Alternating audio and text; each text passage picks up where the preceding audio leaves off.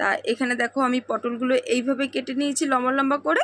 তা আর আলুটাও কিন্তু আমি ঠিক পটলের মতনই এইভাবে লম্বা লম্বা করে কেটে নিয়েছি। তা প্রথমে দেখো আমি কড়াইটা বসিয়ে দিয়েছি, কড়াইয়ের মধ্যে আমি তেল দিয়ে দেবো। তা তেলের মধ্যে আমি পেঁয়াজটা আমি ছেড়ে দেবো। এই সময়টা তোমরা একটু পারলে কালিজিরা ফোড়ন দিও, কিন্তু আমার হাতের সামনে কালিজিরা ছিল না বলে আমি দিতে পারিনি। তারপরে আমি পেঁয়াজটা কিন্তু ভাজবো না, আমি মানে ওর মধ্যে আমি যে সবজিটা যে কেটে রেখেছি সবজিটা দিয়ে দেবো, আর সামান্য একটু লবণ আর একটু হলুদ দিয়ে খুব ভালোভাবে একটু লাল লাল করে ভেজে নেব।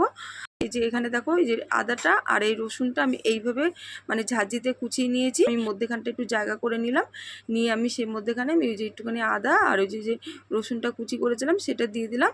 আর এখানে দেখো গুঁড়ো মশলাগুলো দিয়ে দিলাম। তা এইভাবে দেখো খুব ভালোভাবে কষিয়ে নিয়েছি, মশলা গায়ে থেকে কিন্তু তেল ছেড়ে দিয়েছে। এই সময় একটু সামান্য জল দেবো।